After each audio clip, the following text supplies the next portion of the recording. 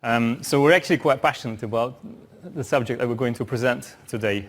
Maybe I'll start with a quick introduction, right? So we're both called Alexes. We work in the solutions consulting team in EMEA, and collectively we've been with Tableau for more than 5 years. We worked out, and we worked on. So we work in the field with actual clients. So we've kind of been involved in hundreds and hundreds of engagements, and we're always quite keen to share sort of the things that we learn in the field, and maybe some mistakes that people make, some common lessons learned. And this is kind of going to be the basis for the session that we'll present today. But I'll start with a quick introduction. So our team, we're both based in London, but actually we're from 2 different countries, and we have a very international team.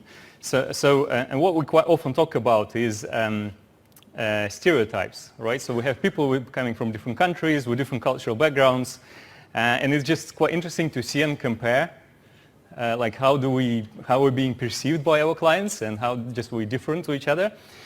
I'm actually originally from Russia. My colleague Alex is from Brazil.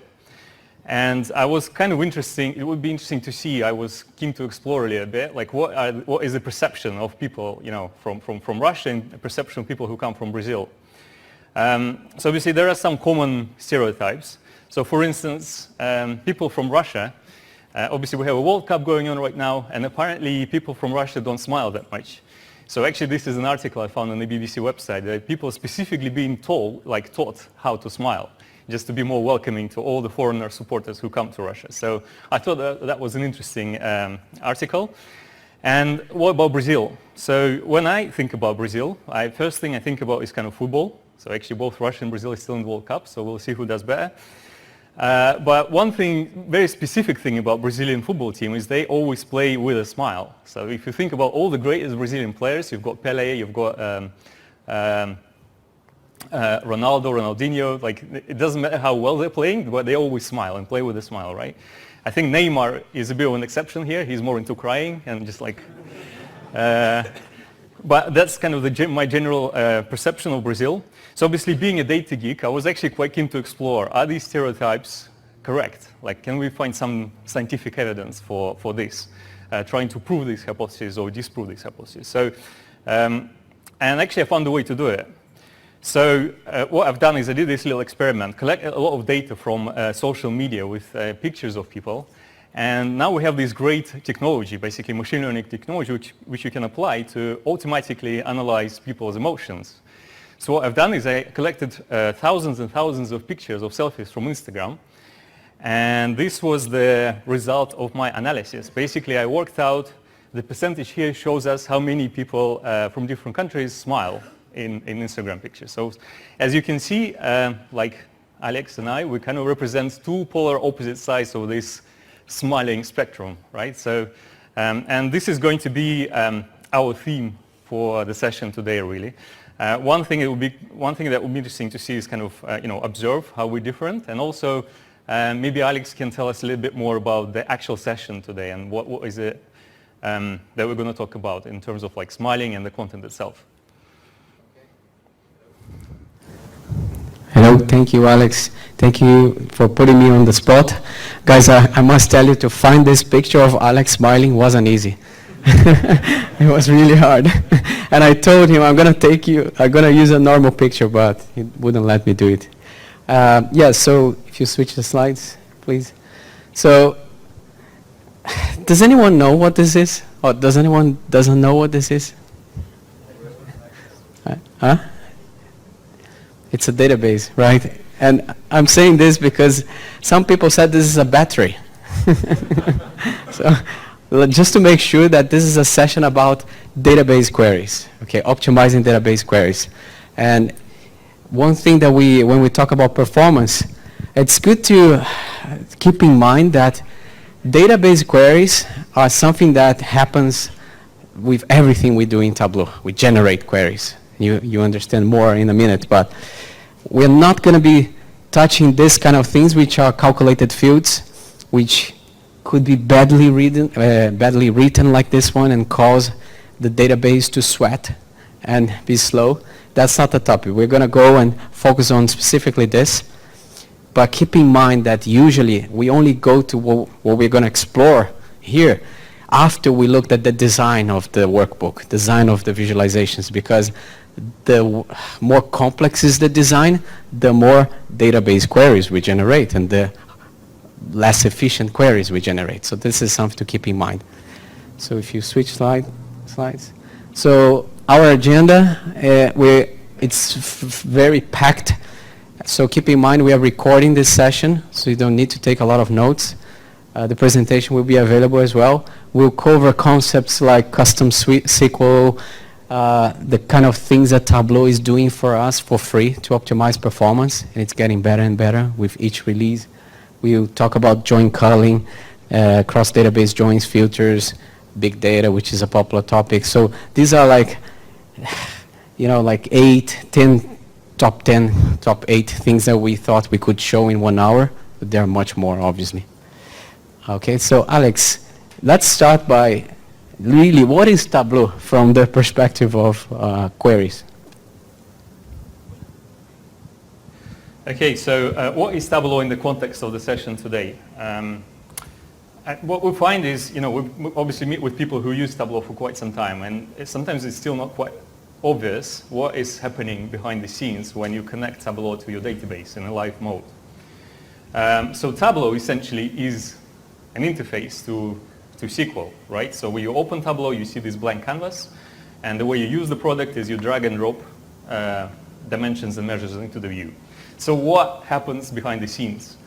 Well, first of all, when we put something onto columns and rows or onto the marks cards, we basically create this select statement that is actually sent to the database itself.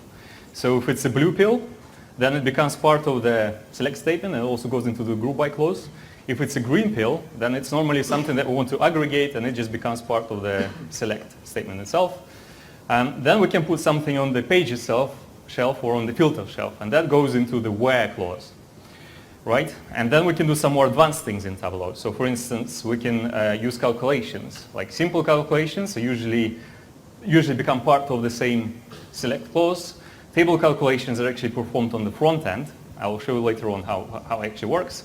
And then we have something called LOD, level of detail expression, and that is also sent to the database in the form of a nested SQL statement. So this is actually quite an important concept to understand, especially when you work with large data sets.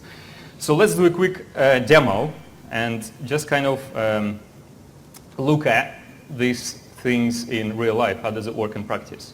So for the demo, we will use this, actually will be quite a few demos, and the two main tools, in addition to Tableau, that we'll use is we'll use this tool, which is called Tableau Log Viewer. So this is like a community tool you can get from a GitHub page, right? So it's available to everyone. And the idea here is it's like a real-time view from the log file. What is it that's going on behind the scenes? So let's start with a very simple example. So I'm connecting to a table that is actually stored in a SQL database. And let's just refresh this connection quickly.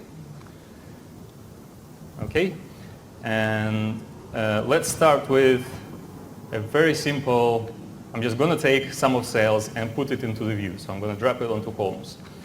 And as you can see, this is the statement that was actually generated on the fly by Tableau. So because I only have select, I'm very simply have this statement which says select sum from the table, and then there is an empty group by clause, right? So let's see what happens if we add a dimension to the view. I'm going to take a category as an example and put it onto rows. And this is my new query that was, again, dynamically generated by Tableau. So this category blue pill goes into the group by clause. It also appears over here as part of the select statement, right? So again, this is the query that Tableau generates on the fly. And this is basically, if you want to know one thing about Tableau, this is the thing you should know, right? It kind of explains everything. The difference between the blue pills and green pills, why certain things happen the way they do. This is like a very, very fundamental core principle behind how Tableau works. So let's do another example. I'm now going to take country and put it onto, and I'm actually going to take region and put it onto a filter shelf. So I'm just going to add the filter, and let's go and select one particular region, let's say South, right? And once again, I can actually see this query that was generated on the fly. Now, because I have this on the filter shelf, it becomes part of the where clause. And why is it important?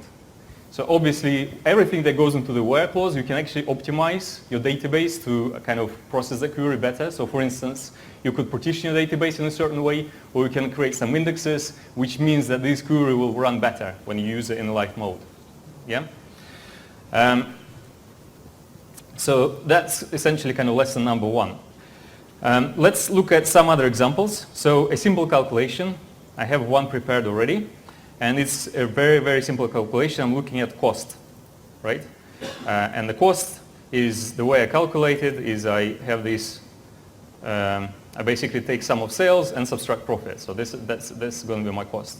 So if I look at the query itself, and let's look at it over here. As you can see, this calculation is actually pushed to the database. So the calculation is actually performed by the database, and Tableau just gets the result back, and we then visualize it on the front end.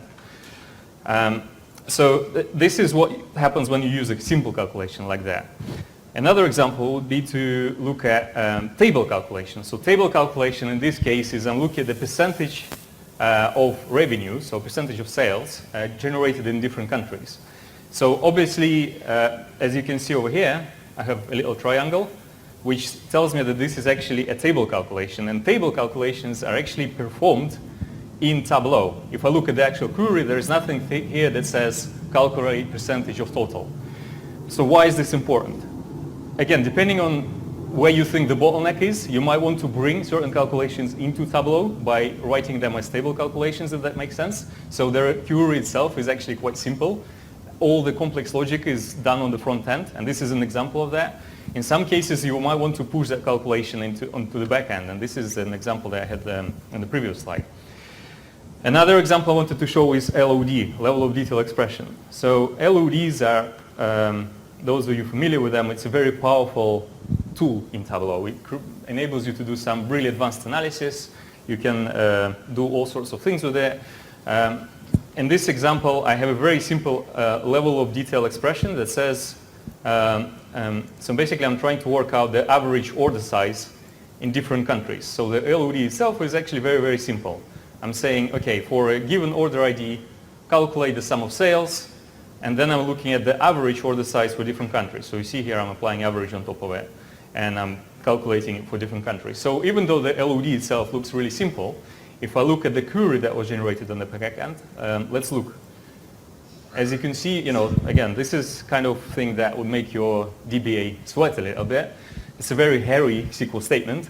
And actually, if you look closer, you see that it's a nested select statement, right? So you have one select statement, which is basically the LOD itself, and then we wrap it around another select statement. And this is essentially what happens when you have an LODs. LODs are usually pushed to the backend database, and in terms of the analytical power, they're great. In terms of performance, you kind of need to be aware of what that thing is actually happening. So does it mean that we should not be using LODs? No, absolutely not. This kind of, as I said already, it's a very powerful tool. But I would say it's good to have them when you're exploring your data and maybe want to kind of change your model on the fly, depending on what you're looking at. But if you have a dashboard that you're kind of happy with and you just want to operationalize it, right? So many, many different people looking at the same dashboard all the time. There is no, one technique that I've seen being used in the field is when this LOD is kind of pre-calculated in advance in the database. You basically materialize this calculation in a view, in a database, for example, and then it's already there. Like Tableau doesn't need to do anything. The other way you can do this is, there are some nuances there, but you could, in some situations, materialize it when you create an extract as well. So this session, kind of, we thought today, like, who's going to actually come to this session? And we thought, like, how many people here write their own SQL? Oh, quite a few. Wow, that's amazing. So that's great. Like, we all love SQL, right? And I think custom SQL is something that we see in the field being used a lot for a number of reasons. Sometimes it's just because this is what people are familiar with. and they kind of, because of the background, they like to write their own SQL. Sometimes what we also see is people have some maybe legacy BI system that they're migrating from into Tableau, right? And you already have some business logic that's defined in SQL, and there is just no way how you can avoid it, I guess, or there is no easy way to avoid it. So that's fine, but I just wanted to show you what actually happens when you use custom SQL. So here is another example, very simple visualization. I'm looking at sales by category and subcategory, and I'm connecting to the same database, right? And at the moment, so this is the query, again, very similar to what we had before, a query that was generated by Tableau, and I'm going to paste it over here so that we can later compare this select query to what actually happens when you use custom SQL in Tableau. So just to give you guys some context around this, I'm connecting to this database that lives in a SQL server, and at the moment I'm just using this one table that I'm connecting to. However, in Tableau, we have an option to write custom SQL code, and this is what we see people do, right? So there's always a way of, instead of just dragging individual tables and building a model, you can literally drag custom SQL and put your own code there. And that's fine, but again, I just wanted to show you what actually happens when you do that. So in Tableau, it's really easy. I can essentially convert my connection, so basically just connecting to this table, into a custom SQL code. And essentially, it's a very simple query, right? I'm basically doing select everything from the same table. So you might think that this is exactly identical to what I had before. I'm connecting to the same table, and I'm basically just doing a very simple select. But let's see what happens when I look at the same view, but now I have custom SQL instead of just connecting to the table itself, right? So once again, I'm going to put my log viewer and Tableau side by side. And this is the query that was generated, right? And just to make it more visual, I'm going to copy this into Notepad and put these two queries side by side. So just to explain what's going on here, on the left, I have an example of what Tableau is doing when you're just connecting to a table, right? On the right, I have an example of what Tableau is doing when I have some custom SQL code. And as you can see, the different part is this bit in between, right? So here I just have this table, and here, once again, I have a nested SQL code, right? Custom SQL code. And again, in terms of the database performance, this is not ideal. Obviously, some databases are better than others at handling this sort of stuff, but in general, you might want to avoid having this nested SQL, and you always end up with this nested SQL when you have custom SQL code in your connection pane. So just to reiterate, what happens is anything that you have inside that custom SQL code, we treat it as a kind of a static piece of code, and we never change it, we never decompose it, we never do anything with it.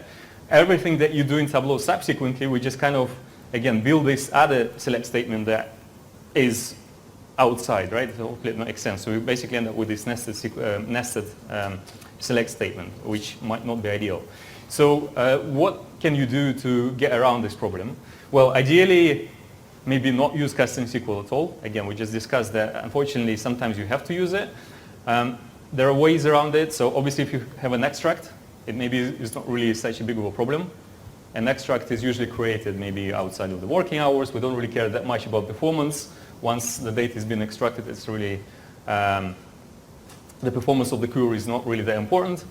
Again, I've seen people create views, and that really helps. So you can literally just take this whole thing and create a view, or even materialized view, and again, that improves performance obviously dramatically, right? So because you don't have to do this nesting on the fly every time you do something in Tableau. So just kind of some advice there based on what we see in the field. So, and to summarize, I guess, yeah, this is something to avoid, especially if you use live connection. So a couple of other things we wanted to talk about is some people are actually not aware, but Tableau does quite a few things behind the scenes to optimize query performance for you. So there's nothing that you need to do, it just happens, right? And I wanted to illustrate that with a couple of examples. So for this, I will use something called Performance Recorder. And this is relatively well-known tool in Tableau, but those of you maybe who don't know about this, in Tableau Desktop, you can literally just go and say, start performance recording, and that will record everything that happens when you do something in Tableau, right? So let's see how that works. I will start performance recording and look at a new dashboard.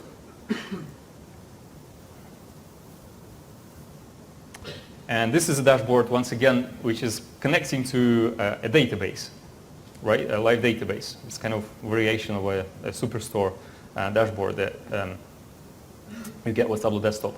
So as you can see, there is actually quite a few things going on here. So we have a number of elements. We have this thing over here, which is one view. We have two views in the middle. You have the map itself, and you have a filter shelf, right? So in general, again, there are some nuances there, but in order to generate each one of these views, we actually have to send a separate SQL query to the backend database. So again, something to be aware of. But what actually happens when you do that? I'm going to stop performance recording. I will show you how those queries, how we execute those queries. So this is what you get with Performance Recorder. Is you get this nice visual representation of what is happening behind the scenes. So every one of these green bars actually represents a query, right? And on the x-axis you have time. So as we discussed before, there is quite a few queries that we had to send to render this dashboard. But what is nice about this, and what Tableau does for us, is it will try to do it in a parallel fashion, right? So we're not sending queries one by one, wait for the result, then send another one. So I think it was a relatively early version of Tableau, version 8 that was introduced originally. So it's kind of interesting to know about that, but also you need to, again, something to be mindful of. Depending on how you design your dashboard, let's say you create some filters that only display relevant values. That sort of stuff we cannot actually do in parallel with everything else, because we have to wait for the result of one filter to populate another filter. That makes sense. So with the design of the dashboard, you might create these dependencies, which means that we cannot send all the queries in parallel. Ideally, that's what we want to do, right? So design of the workbook plays a very important role here, and this is just an example of that. The other thing to be aware of is different databases will have like a maximum limit of how many parallel queries we can send to them. And again, you might see that, for example, if you connect to Redshift, you don't have as much parallelism. Some nuances there, and you can actually tweak that limit. So it's a bit kind of a nuanced, but read the knowledge base article, it kind of explains it a little bit. But again, something to be aware of. One final thing I wanted to show with regards to kind of optimization that happens in the back end. And for this, once again, I'm going to start a performance recorder. So this is another dashboard from like from one of the standard demo dashboards you get with Tableau Desktop. And here we're looking at sales and customers, right? And if I go and stop the performance recorder, I kind of did this quiz in our office asking people how many queries does Tableau need to generate to render this dashboard. So how many people think that is 3 queries? Nobody thinks it's 3. Alex, what about you? I think Alex said it's 3. Okay, so usually that's the answer we get, is 3 queries, because obviously we have 3 different views. So here we have sales by region, here we have sales by customer ranking, and here is another scatter plot that shows sales and profit by customer. So we have 3 views. In theory, we should be sending 3 queries. If I go and, okay, I should, what's going on? I think I have this already, yeah. So this is my performance recorder for this dashboard. And as you can see, there are only 2 queries that we had to send. So how come? Well, if you look at the dashboard closer, you notice that these 2 views are at the same level of granularity. So in both cases, we're looking at customers, right? And even if we're looking at different measures for these customers, the group by clause would be identical because we're grouping by customer name or customer ID. So something that Tableau is trying to do for us, it's a technology is called query fusion, is trying to kind of merge those queries into one. So we're trying to send not to send as many queries as fewer queries as possible. And in this case, we can actually merge these two views and these two queries into one. And so this is something that's called query fusion. You really don't need to worry about that much. It's just kind of useful to know that it happens on the back end. There are some Jedi hacks you can do to bring different views to the same level of detail. We're not going to cover it right now, but you can essentially try to make sure that the level of granularity of all your views are exactly the same, and then you use like table calculations on top, like I showed you before, to aggregate it up. But again, just kind of interesting to know about and something to be mindful of, okay? All right, so yeah, this is an illustration we just showed you. So Alex, do you want to talk about what happens when we're connecting to more than one table? Yeah. Absolutely, no problem. Actually, I would like to ask you a question. One client asked me one day, what is the fastest query in the world? And I don't know. What is it? Does anyone know the answer? It's no query, right? It's no query. So that's what Tableau is doing here, right? Query fusion, trying to reduce or having no queries at all as possible. So that's why we also have caching behind the scenes, which means no queries at all. So if you have a person coming in and opening a dashboard, and the second person comes in and opens the same view, and Tableau will not run any queries, will not send any queries to the backend. And you kind of notice like what all the things that Alex is doing is to try to minimize the size of the queries as well. Because the more code we see, obviously it means the database have to do more work, right? So now, before we actually transition to what happens when we have multiple tables, let's see if I can get this here. We see that you guys are actually getting, maybe this was a bit too hard, so I want to introduce you to our technique on how to smile, so we can keep the energy up in the session. Pay attention. Russian Board of Tourism present your first smile. Millions of tourists will come to Russia to celebrate World Cup. As public workers, we must make them to feel welcome. Smile. What? Never smiled before? Smile can be used in so many situations. When baby is born, when team wins, when bear does not eat you, and when World Cup tourist looks at you in face. All right, so as we go through the session, we'll teach you 4 lessons on how to smile, okay? Before we do that, let's look at join culling. So what is join culling? Well, to explain you what is join culling and what is so important, why this is so important, I want to talk about referential integrity first, okay? Because this is key for understanding what join culling is. So what is referential integrity? Imagine we have those 2 tables here. So we have fact table on the left with transactions by customers and the products they purchased. And on the right we have orders. So we have the order IDs. And we know that there is some kind of relationship going on here. So every transaction belongs to an order, right? So those records from the left are associated to order IDs. Now what would happen if we have a record that is not associated to anything? This means we don't have referential integrity between those 2 tables. So that's key for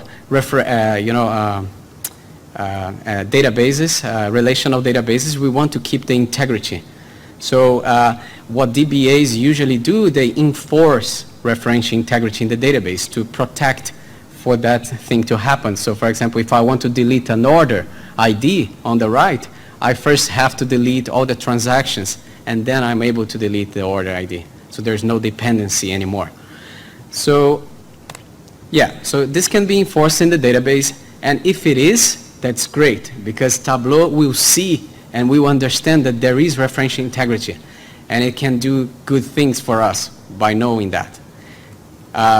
If there isn't referential integrity in the database, if there isn't this relationship established and confirmed, but we know, we have knowledge of the data itself, and we know that there is a one-to-one match, like a one-to-many match from the orders table to the other table. There is this integrity. We can tell Tableau to assume referential integrity. So this is a setting on the data source, okay? So we can enforce in Tableau.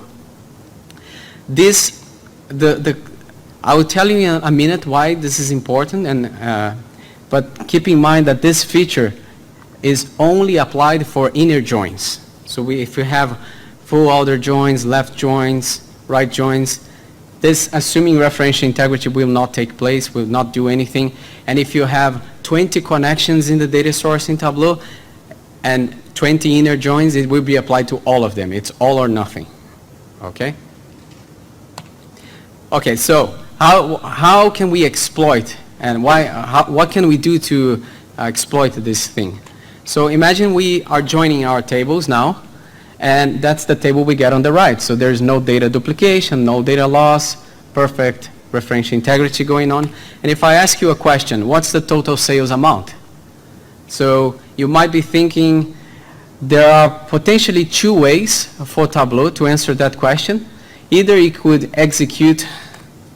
not execute the join and go straight to the fact table, and we get an answer there. And it writes this kind of code here. Select sum of sales from line item. Now, the second option would be for Tableau to execute the join and then get the same result. So you and I know that this is exactly the same, but Tableau is actually generating much more query for us. It's writing this inner join. So this is going to make the database sweat again, and that's something we might want to avoid. So join culling, what is join culling? Well, it's basically removing joins where they don't need to be.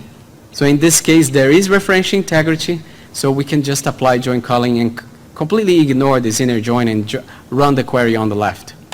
So yeah, keep in mind, we can make it faster just by applying referential integrity, either having in the database or in Tableau, if it makes sense from a data perspective, data integrity perspective. So just so you appreciate, this is an example I had from a customer. This is what we expected. We were listing the contents of a particular dimension in Redshift, but what we were getting was a huge select statement, which I didn't even bother bringing in. It was doing some 20 joins, and just because it wasn't enforced in the database, we weren't assuming referential integrity. So really try to appreciate, in a real scenario, what impact in the performance this could have, the more code we write, okay? Now, join culling is something that has been in Tableau since version 10. And join culling has been around a long time, but since version 10, we started with cross-database joins. And cross-database joins can leverage join culling to make it much faster. So before I tell you that, let me tell you about the lesson 1 on how to smile. Think of most exciting thing, like Steven Seagal come to your house with gift of cabbage. Can you imagine that? That would be amazing. All right, so why join culling is so important in cross-database joins, which is a new feature from version 10 and becoming very popular with our clients? Well, to answer that, let's first understand how cross-database join works. And it works in 3 different steps, very simple. Let's say we have 3 systems or 10 systems. The first step is to query each individual systems. And we query them at the row level, so we get the complete data set, and we download that data into Tableau. We bring row level data into Tableau. That's step number 2. Step number 3, when we have all the data in, Tableau executes in the front end, Tableau desktop or Tableau server executes the join in memory. Okay, so basically creates a temp table and then runs the join on the temp table.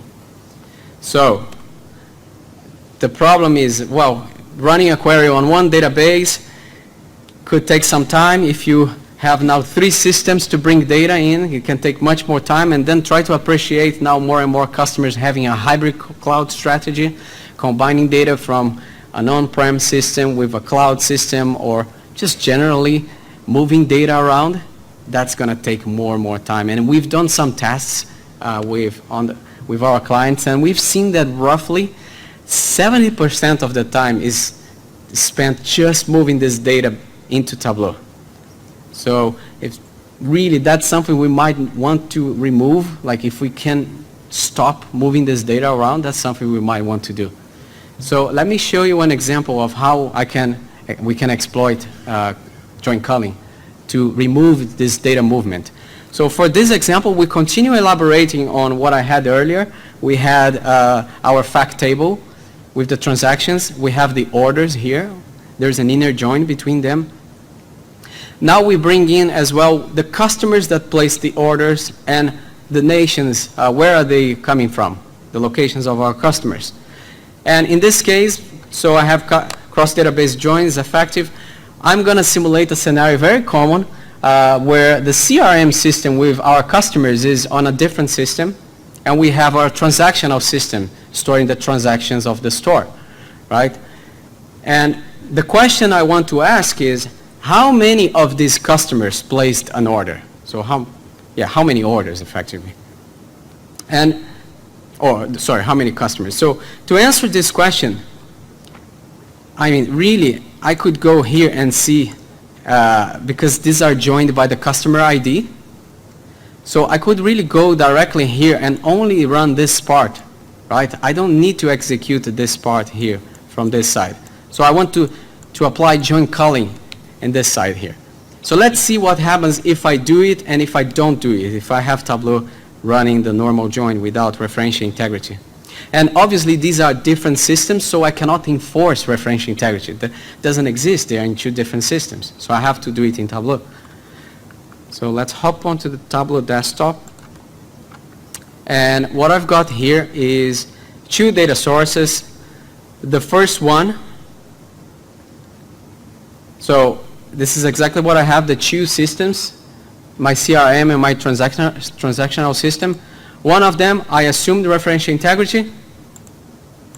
The other one, exactly the same,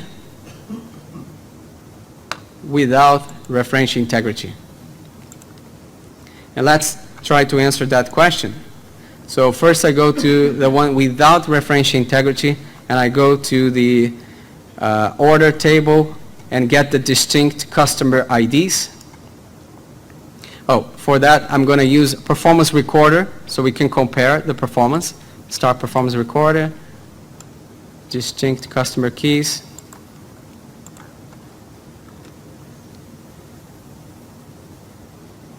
So what's happening now? Tableau is downloading data for the fact table. It's a huge table. Then it's going to, actually it's running the join in the back end for those 2 tables, line item and orders. Then it's running another query for the one in the middle, the CRM system. Then it runs the 3rd query for nation, and then it creates a join, a temp table, the 4th query, then to execute on the temp table. And you saw how long it took, more or less, maybe 10 seconds or so. Now I'm going to do the same. When the only change is really to assume referential integrity. Count distinct customer keys. And it's instant, visually, right? So let's see from a data perspective, the numbers, the differences.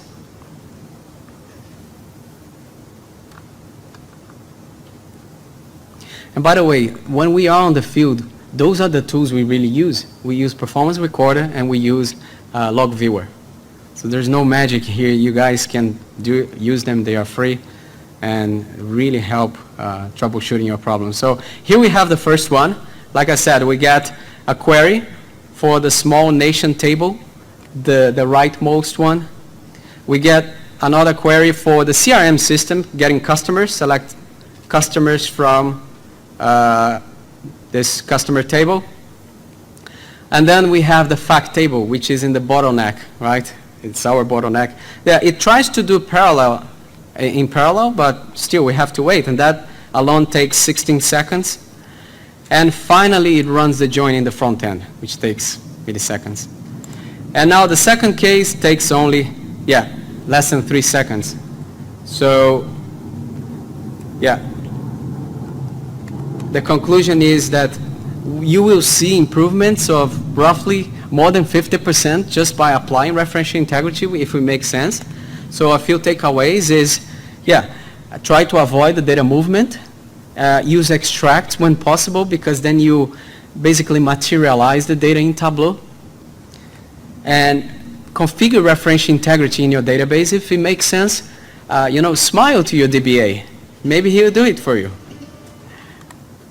If it's not possible, then if you know the applications are ensuring that the data matches between multiple systems, then you can apply this in Tableau. And then one thing to remember is that dimension filters. So when you are populating the values of the filter, even if it's coming from a large data set with multiple joins, we always apply the inner join there. We always do join culling. So we only go to that field. So Tableau is doing that for us. So wouldn't it be better if we don't download all this data all the time, so I don't have even to worry about, assuming referential integrity? Tableau is thinking about that and trying to bring more optimizations all the time. So this slide is just to tell you that I'm going to show you a feature under development, and as a listed company, we have to be careful that it may not come at all. It may come in a different shape or form. All right. So the goal of the feature is really to avoid this data moving. So the ultimate goal, and by the way, this is already available in 2018.2, but it's not enabled by default for you, but it's something we have tested, and the first iteration is there. What it should do is really, let's say Tableau will find out where is the fact table, the largest table, and instead of downloading data for the fact, long table, big table, we would look at the other systems and see that they have smaller tables, and we only get data for the smaller systems. And what we are going to do is actually we're going to push that small table to where we have the fact table. So we are going to be creating a temp table in the back end. And then we're going to let the back end do the hard work and do what it knows how to do better than anything else, which is run queries, right, with its own optimizer. And then we will get the results, which are usually a few data points in Tableau, which are highly aggregated. If we are not returning thousands of points or dozens of thousands, if we are, then we have to go back to lesson 101, which is look at your design. We shouldn't have that long tables, cross tabs in Tableau. But so what we have in the first iteration coming to the market is going to be, we're going to be looking at the volume coming from files first stage. And we'll be pushing those files into the database system. Databases won't be in the phase one. We won't be downloading and uploading. And we've done some tests in the lab. This was in the early build. We had a Vertica system, and we had 15 million rows in the fact table, and we had another one with more than 200,000 in Excel. And when we pushed that Excel manually in Vertica and let Vertica do the job, it was taking a particular query 10 seconds. When we were doing cross-database joins, just the way Tableau does without join culling, 2 minutes. And when we use this, what we call now alternative federation engine, we had only 15 seconds, which is mind-blowing. So I can't wait for this to come out, so we don't have to think about referential integrity that much, right? That would be awesome. So, all right, guys. So you survived so far. Some of you are not smiling, so pay attention to this, guys. Elevate cheeks on face. First left, then right. Good work, Natalia. You are getting it. Seems to be working, yeah. I like it. Now everyone is smiling. All right, so switching gears, let's talk about filters. Filters are amazing, and This is a mind-blowing slide, and I don't expect you to read or even take pictures, but you may. The point is, if you look here at the bottom, we have, I don't know, 8 pages on our Bible for best practices on performance, which is our white paper, best practices for designing efficient Tableau workbooks. If you haven't read this white paper, please do. It's our Bible. You have to understand what's there. And only about filters, there are hundreds of pages. So we're not going to cover everything. I just want to talk about one concrete example from my client, where we found a solution with, we found a problem with large enumerated lists, filters. And let me tell you what this is with the actual example. So this dashboard was taking 51 seconds to open. And it doesn't sound that bad. When you look at the design, I told them, maybe we can make a better design. I mean, but they said, no, I'm happy with the design. Stop telling me. And it's a reasonable thing to say, right? They don't want to worry. They have their designers and they like it, so that's fine. So I looked around, and it was using no cross-database joins, great. Referential integrity was set in the database, great. 15 million rows, I mean, it's all right, right? Database could handle this number, most databases at least. And we had 6 visualizations, 1, 2, 3, 4, 5, 6, but we have 10 filters here. And this was calling my attention, a lot of filters and 130 queries generated just by opening the dashboard. So I was wondering, how come is that possible? And when I looked closely at the performance recorder, I noticed that beautifully Tableau was doing all the parallel queries and the critical path. We had the longest query and 17 seconds there. So there wasn't much we could do here. But what was annoying me was all these 30 seconds spent doing a lot of sorting operations. If you can't see from the bottom now, maybe you can. A lot of sorting going on, and so I was trying to understand what was going on. And the thing is, when you bring, customers love those filters that are, big drop downs when you have all the values, and you click and you select the first one, second one, and so on. So the problem with that is that it has to present it to the user in an alphabetical order, and it also has to preload to the user. So when you open the dashboard, it's also running queries for filters. So I thought, well, again, what's the fastest way I can do that is not do any query at all. So I was looking for a way not to run this when opening the dashboard, and I found out that we could use, instead of these filters on the top here,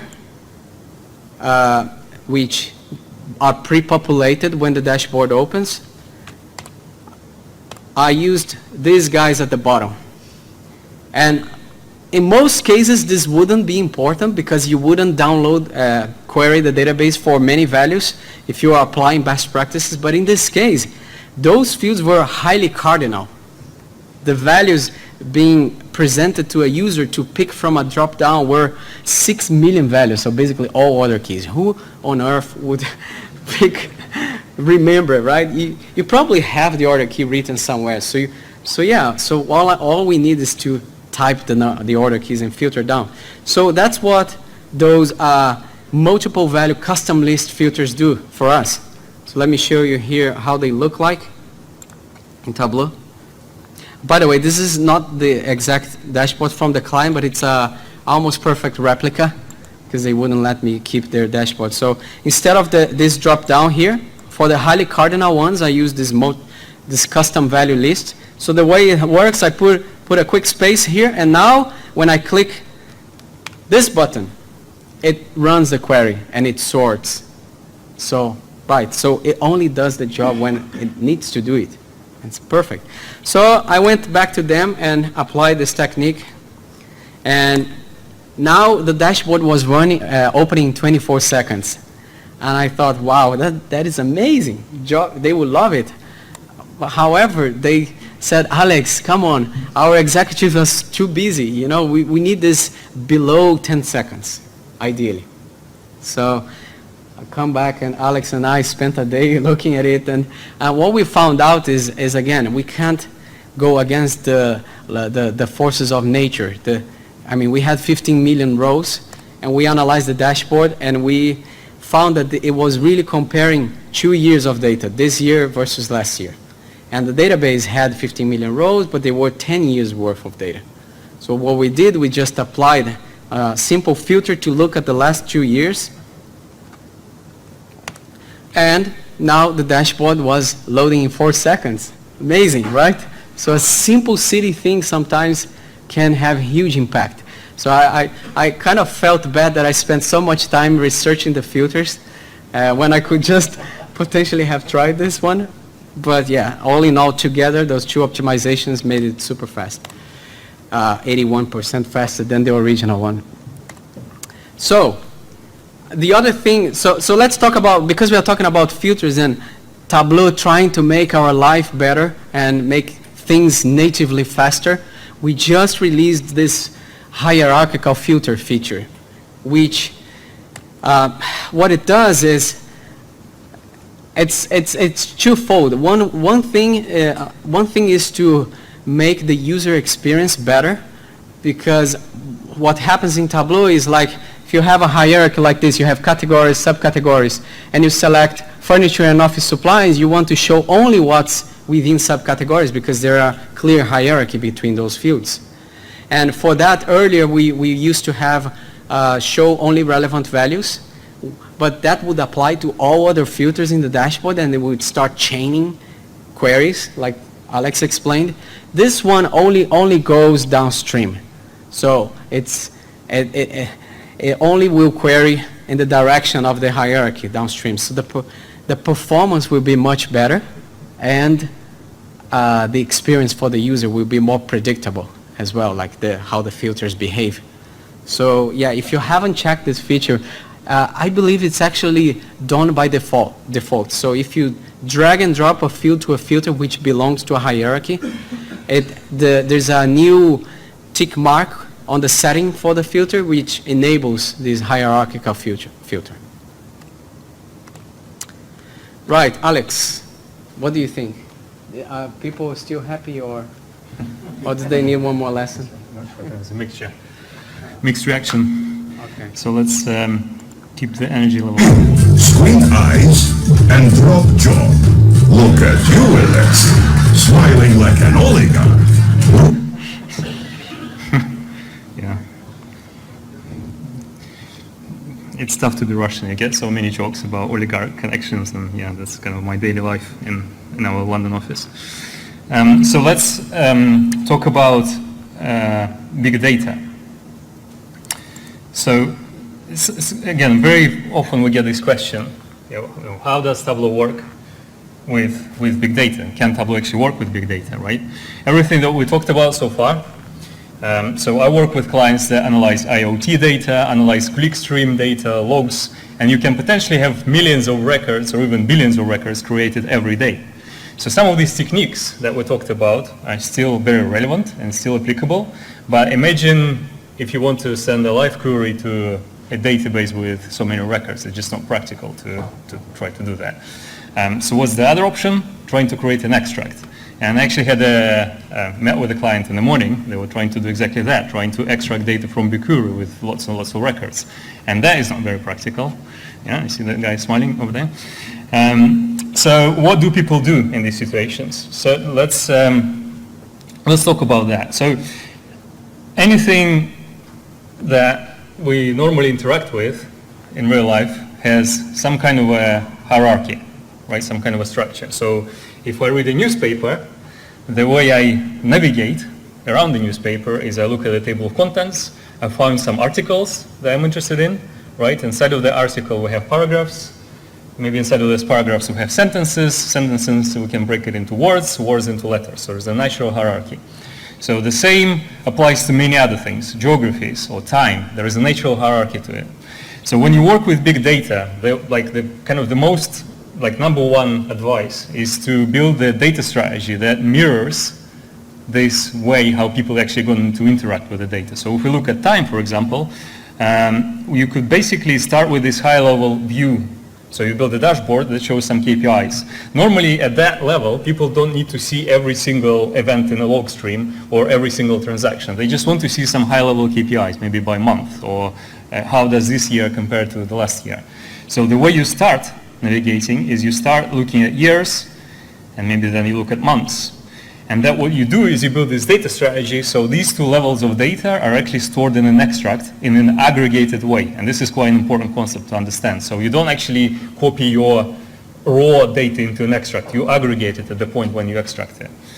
All right? And then what you do is once I found the months that I'm interested in, I can drill into weeks. And then I can drill into days. And I can create these tiers in my data that will basically mirror this interactivity. And then only the lowest level is the raw transaction level data. Is once I've kind of found the particular time period that I'm interested, only then I actually show the transaction level data to the user of the dashboard. And this is where I drill into a database or maybe some big data platform, Hadoop platform or something like that. And so in Tableau we have this great tool called dashboard filter, dashboard actions, right? So the dashboard actions are exactly the kind of one of the use cases is something we call guided analytics. And this is the way it works. So essentially you filter data and you drill into years and into months and into weeks. And then you find that this wasn't the data you were interested in. You want to look at a different slice. So you can kind of go back up. And then you look maybe at a different dimension. So I'm looking at a different country. And maybe I want to look at a different category of products. So essentially this pyramid kind of shows how people actually interact with the dashboard. And you build a dashboard and you build a data strategy to mirror that type of interactivity. So I'm just going to show you a very kind of more practical example of how that works. So since it's a World Cup, I wanted to look at football data. So I actually downloaded this player data from a computer game called FIFA 16, which is basically publicly available data. And what I want to show with this dashboard, I just wanted to show like the quality of different players. But as you can imagine, so, these are the 6 major leagues in Europe. There are lots and lots of players. If I just present the whole list to the end user, it's really hard to actually make any sense out of it. So what I do instead is I build this dashboard that is using the principle of guide analytics. So I maybe want to drill into the English Premier League. I know that the player plays in that league, for example, or I just want to know more about that league because I see it's a bit of an outlier. And then maybe I drill into a particular club, Manchester City, and then I maybe want to look at a particular player and I can see all the statistics for that particular player. So as you can see, this is a fairly simple dashboard. I'm using these dashboard actions to navigate it, but what is interesting about this dashboard is every one of these views, well, not every one, but these 3 views with different colors are actually connected to 3 different data sources. And this is the whole idea, right? So the one over here is connecting to an extract which is aggregated at the league level. So it's a very, very small extract. This is kind of an artificial case, but essentially you only need to have 6 records in the extract to visualize this dashboard. That's the first thing when I open it, notice. So in that case, we don't actually send any query at all to our big data platform. We're just showing this aggregated view of what was happening maybe months on months or year on year. And then I click on it, and then I drill into a SQL server, right? The way this interactivity is configured, you can see here I've got dashboard actions. And the way this first action works is I'm actually using 2 different data sources, and the league name is what I'm using to kind of, to connect them together, if that makes sense, right? So this is how it works. And so essentially, as I said already, the first time I open the dashboard, I don't send any queries at all. When I click on a particular league, or maybe a number of leagues, I drill into my SQL server, and only when I find a particular club that I'm interested in, I'm actually looking at all the players. But at this point, I'm only looking at a very, very small slice of the all data that is stored in my big data platform. So that, in theory, is going to perform better. And also we find that, in general, users can tolerate a little bit of a latency when you get to the lowest level transaction view data. What people really don't like is having to wait on the initial load, right? When I look at my high-level KPIs, because this is what kind of managers normally look at. Just a point on this. The key thing is what he just said right now. The executives, when you have a dashboard that's going to be consumed by an executive or some dashboard that will be rendered over and over and over, this is when you apply this kind of strategy, right? Because you can pre-aggregate data because you know you're always going to need it for a particular dashboard, which is extremely popular. So obviously you wouldn't use this technique for all data exploration exercises, but for those repetitive cases, it's very, very good. Thanks. So the conclusion, I guess, is we just want you guys to consider the bigger picture. Obviously, we spent a lot of time talking about queries, but what we find is very often all these things are important. And the good workbook design actually affects backend queries. So normally a very well-designed workbook with well-designed filters, for example, and well-designed interactivity results in better performance on the backend. When people usually run into problems is when they try to throw too much data at the user on the initial load of the dashboard, or try to present too many filters because they don't actually understand what type of question the user of the dashboard will try to answer. So they try to preempt any possible question by adding every dimension and using it as a filter on the dashboard, right? So this is not a great not a great way of building dashboards. So consider the bigger picture. The white paper that Alex talked about is very, very important. So it's called, what's it called? Designing efficient workbooks. Yeah. So basically it talks about the whole pyramid. And so first thing you should think about is workbook design. Calculations are important as well. Queries is what we talked about today, and then you have like the data strategy and the environment. So how big is your server?